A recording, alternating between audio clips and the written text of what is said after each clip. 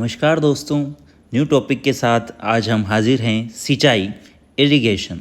बात करें अपन सिंचाई की और लास्ट में हम इसके ऑब्जेक्टिव्स भी देखेंगे और आप आंसर करके ज़रूर जाना, सब्सक्राइब करना और शेयर करना, बहुत मेहनत लगती है बच्चों। चलिए नेक्स्ट हम बात करें सिंचाई टॉपिक की, जो कि बहुत ही ज़्यादा इम्पोर्टेंट है। चलिए सिंचाई क्या होती है? कृत्रिम रूप से पौधों को पानी देना क्या कहलाता है? सिंचाई। पौधों की वृद्धि के लिए मृदा में आवश्यक नमी संभरण हेतु कृत्रिम रूप से पानी देने की क्रिया क्या कहलाती है? सिंचाई, इरिगेशन। ओके, नेक्स्ट हम बात करें सिंचाई के उद्देश्य हमें ध्यान में होने चाहिए। आवश्यक नमी की पूर्ति पौधों के अंदर, पाले से बचाव, वेरी इंपॉर्टेंट। एक क्वेश्चन पाले से रिलेटेड ये भी पूछा जाता है कि उसके लिए सल्फ्यूरिक एसिड या गंधक अम्ल कितना प्रतिशत उपयोग में लेना चाहिए? तो 0.1%, ध्यान में रखिएगा। लवणों का निक्षालन है ना, जो लवण ज़्यादा हो जाते हैं मृदा के अंदर, उनका निक्षालन किसके द्वारा? सिंचाई के द्वारा किया जाता है, भूमि से नीचे। सूखे से बचाव और सूक्ष्म वायुमंडल को ठंडा रखना, माइक्रो क्लाइमेट और कृषि क्रियाओं हेतु, ये अपने कुछ सिंचाई के उद्देश्य। चलिए नेक्स्ट हम बात करें सिंचाई के निर्धारण के लिए उपयुक्त समय की पहचान। तो दो प्रकार से अपन कर सकते हैं, पौधों के आधार पर, मृदा नमी के आधार पर।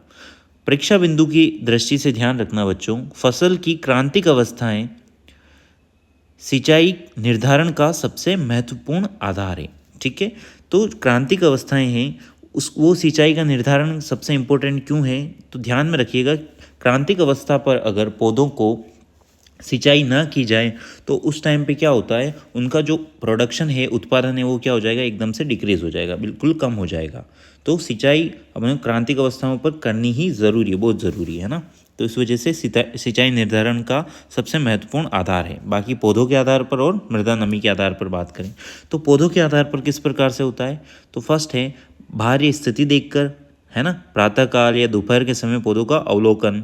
पत्तियां मुरझाई हुई दिखाई दे आपको, सूखा दिखाई देता है, तो सिंचाई के लिए अपन को जाना चाहिए। सिंचाई कृत्रिम रूप से सिंचाई करनी चाहिए, पानी देना पौधों को। पत्तियों में जल मात्रा, जल विभव, पत्तियों की स्थिति मापना, किससे मापें? इंफ्रारेड थर्मोमीटर से। ठीक है, पत्तियों का तापमान, पर्णरंध्र बंद होने से तापमान बढ़ेगा। चलिए नेक्स्ट हम बात करें मृदा नमी के आधार पर, तो क्षेत्र क्षमता, उपलब्ध जल की ऊपरी सीमा क्षेत्र क्षमता कहलाती है, फील्ड कैपेसिटी। प्राप्य जल क्या होता है? जो वाष्पीकरण व वाष्पोत्सर्जन से नमी धीरे धीरे घटती है, इन दोनों के मध्य मृदा जल की मात्रा जो पौधों को उपलब्ध होती है, प्राप्य जल कहलाती है। मलानी बिंदु की बात करें अपन, आने से पहले सिंचाई आवश्यक है, वरना वृद्धि पर प्रतिकूल प्रभाव पड़ता है। स्थायी मलानी बिंदु यानी निचली सीमा, यानी पौधा जब मुरझा जाता है और उसे पानी देते हैं फिर भी वो ठीक ना हो, तो होता है स्थायी मलानी बिंदु। चलिए नेक्स्ट है विभिन्न फसलों की जल मांग, बहुत ही ज़्यादा इंपॉर्टेंट है बच्चों। यहाँ से क्वेश्चन पक्का बनता है कि किस फसल को सबसे ज़्यादा पानी की ज़रूरत होती है और किस फसल को सबसे कम पानी की आवश्यकता होती है। तो परीक्षा की दृष्टि से गन्ना और धान को सबसे ज़्यादा पानी की आवश्यकता होती है। धान को 900 से 2500, गन्ना को 1500 से 2500 mm, कपास को 700 से 1300 mm, गेहूं को 450 से 650 mm, मक्का आलू को 500 से 800 mm और मूंगफली सोयाबीन को 500 से 700 mm। याद रखेंगे। सबसे कम की बात करें तो अपने ज्वार के अंदर, बाजरा के अंदर और दलहनी फसलों में, सभी में कम पानी की आवश्यकता होती है। नेक्स्ट है क्रांतिक अवस्थाएं, बहुत ही ज़्यादा इंपॉर्टेंट है, यहाँ से क्वेश्चन पक्का बनता है। क्रांतिक अवस्थाएं मैंने कहा था आपको, जहाँ की क्रांतिक अवस्थाओं पर अगर पानी देते हैं तो प्रोडक्शन में अच्छा रहेगा, और नहीं मिलेगा इस टाइम पर पानी तो क्या हो जाएगा? प्रोडक्शन एकदम से गिर जाता है। गेहूं की बात करें तो CRI, शीर्ष जड़ निकलना या क्राउन रूट इनिशिएशन, बहुत ही ज़्यादा इंपॉर्टेंट ये अवस्था है। 21 दिन बाद करते हैं अपन सिंचाई यहाँ पर।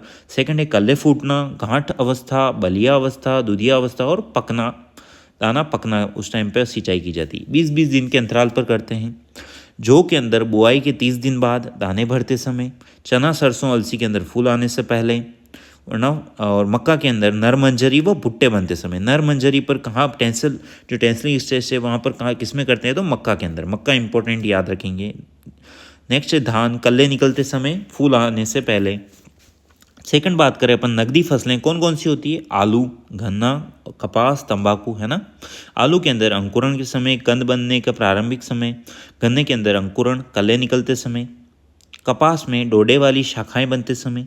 तंबाकू के अंदर चुटाई के समय, टॉपिंग, टॉपिंग क्या होता है? टॉपिंग बच्चों वो होता है जिसके अंदर टॉप जो होती है शीर्ष उसे हटा देते हैं और शाखाएं में वृद्धि करना, ब्रांचेज ही ब्रांचेज की, इसकी भी हम बात करेंगे एक नेक्स्ट वीडियो में। मूंगफली के अंदर सुइया बनते समय करते हैं सिंचाई ज़मीन के अंदर। सिंचाई की विधियों का वर्गीकरण बहुत इंपॉर्टेंट है एग्जाम की दृष्टि से। पृष्ठीय सरफेस की 3 है, चौकेबार, चेक बेसिन सबसे महत्वपूर्ण, क्यारियाँ बनाकर जो अपन सिंचाई करते हैं गेहूं के अंदर, जैसे बॉर्डर स्ट्रिप मेथड है ना, और कुंड फुर्रो। नेक्स्ट है अधोभूमि सब सरफेस, नेक्स्ट है तीसरी है बौछारी, और लास्ट है बूंद बूंद ड्रिप इरिगेशन। परीक्षा बिंदु की दृष्टि से खेतों में सिंचाई हेतु पृष्ठीय विधियों में चौके बहार, द्रोणी, चेक बेसिन जिसे बोलते हैं सर्वाधिक प्रचलित है, जैसे कि मैंने बताया आपको, क्यारियाँ बनाकर। नेक्स्ट है चौके बहार या द्रोणी, चेक बेसिन खेतों को वर्गाकार या आयताकार क्यारियों में बांटना सर्वाधिक प्रचलित है। लाभ की बात करें समतल भूमि में उत्तम है। हानि, मेड़ बनाने में भूमि श्रम नष्ट होता है, श्रम ज़्यादा लगता है ना भूमि मेड़ बनाने में, और ये सारा आप हानियाँ भी याद रखेंगे, लाभ और हानियाँ। बॉर्डर पट्टी की बात करें स्ट्रिप की, ढाल की दिशा में लंबी पट्टियाँ गेहूँ है के लिए उपयुक्त है। लाभ की बात करें मशीनों को प्रयोग संभव है। हानियों की बात करें तो अधिक ढाल रेतीली मिट्टी में उन्हें उपयुक्त है ना, रेतीली मिट्टी जहाँ होती है वहाँ पर बॉर्डर स्ट्रिप यूज़ नहीं की जाती है। इसमें देखो गेहूँ के अलावा चारे वाली फसलें भी लगा सकते हैं, रिचका है और बरसीम है। नेक्स्ट है कुंड सिंचाई विधि, देख सकते हैं आप डायग्राम, जिसमें मेड़ बनाते हैं, पंक्तियों में बोई जाने वाली फसलों के लिए उपयुक्त है, जैसे मक्का और ज्वार इसके उदाहरण हैं। लाभ की बात करें वाष्पन द्वारा जलहास कम होता है, पपड़ी नहीं बनती है, कम मजदूरी की आवश्यकता होती है ना। हानि की बात करें अधिक वर्षा में मृदा अपर्दन ज़्यादा होता है। अपर्दन क्या होता है? किसी भौतिक रूप से मृदा का एक खेत से दूसरे खेत में जाना मृदा अपर्दन कहलाता है ना। तो अधिक वर्षा में मृदा अपर्दन ज़्यादा होगा, और लवण जो होते हैं मेड़ों पर एकत्रित होते हैं। बौछार या फंवारा सिंचाई सबसे इम्पोर्टेंट है एग्ज़ाम की दृष्टि से। इसमें जो पाइप लगा होता है वो होता है राइज़र, जिसे बोलते हैं अपन। वर्षा के रूप में पानी का छिड़काव बौछारी विधि के अंदर होता है। ऊबड़ खाबड़ व रेतीली भूमि के लिए वरदान है ये बौछारी या फंवारा सिंचाई विधि। लाभ की बात करें जल की बचत होती है, पाले से बचाव, पपड़ी नहीं बनती है। हानि बात करें तो अधिक वायु में वितरण नहीं हो पाता है, असमान वितरण होता है, प्रारंभिक खर्च अधिक है, लवण जल हेतु अनुपयुक्त है। बूंद बूंद या ड्रिप सिंचाई, ड्रिप इरिगेशन की बात करें तो इसके अंदर मीटर लगे होते हैं जहाँ से बूंद बूंद करके जड़ों के अंदर पानी जाता है, गिरता है। इसका विकास इजराइल के अंदर हुआ है, बहुत ही ज़्यादा इंपॉर्टेंट है, काफ़ी बार पूछा जाता है कि इसका विकास कहाँ हुआ, तो इजराइल के अंदर। शुष्क व अशुष्क क्षेत्रों के लिए सर्वोत्तम है।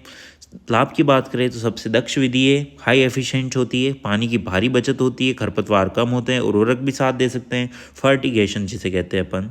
रास्ते में जलहास नहीं होता है। हानि की बात करें मीटर बंद होने की समस्या, प्रारंभिक खर्च सर्वाधिक। मीटर किस प्रकार बंद होते हैं? लवण आने से या कोई डस्ट वगैरह आने से इसमें हो सकता है कि उसकी जो छिद्र होते हैं वो बंद हो जाएंगे मीटर्स। अधोभूमि या अपृष्ठीय सिंचाई सब सरफेस इरिगेशन इंपॉर्टेंट है। पौधों की जड़ों के नीचे एक निश्चित गहराई पर कृत्रिम जल स्तर बनाकर पानी देना, छिद्रयुक्त पाइपों या खाइयों द्वारा जल की आपूर्ति। विशेषता की बात करें इसमें एग्जाम की दृष्टि से, इस विधि में वाष्पीकरण द्वारा जलहास जो होता है वो बिल्कुल भी शून्य होता है। नेक्स्ट है परीक्षा के लिए महत्वपूर्ण बिंदु, सबसे अधिक जल मांग गन्ना फिर धान की है। गेहूं में सबसे महत्वपूर्ण क्रांतिक अवस्था CRI, क्राउन रूट इनिशिएशन, शीर्ष जड़ निकलना। सर्वाधिक प्रचलित पृष्ठीय विधि चौकेबार, द्रोणी या चेक बेसिन क्यारी विधि। उबड़ खाबड़ व रेतीली भूमि हेतु बौछारी विधि। सिंचाई की सबसे दक्ष विधि बूंद बूंद विधि। रास्ते में जलहास नहीं होता है बौछारी व ड्रिप विधि के अंदर। किसमें नहीं होता है? बौछारी व ड्रिप विधि के अंदर। चलिए अपन कुछ इसके अंदर हम ऑब्जेक्टिव्स की बात करेंगे जिसका आंसर आप कमेंट में देंगे। और सबसे अच्छा छोटा सा टॉपिक है, 12th की बात करें अपन तो उसमें 3 मार्क्स का आता है कुछ, और आपको कंपटीशन एग्जाम में भी इसके 1 से 2 क्वेश्चन आपको दिखाई देंगे, वहाँ पर मिल जाएंगे। सारे क्वेश्चन की हम बात करेंगे अभी और अच्छे से प्रिपेयर करते हैं। चलिए।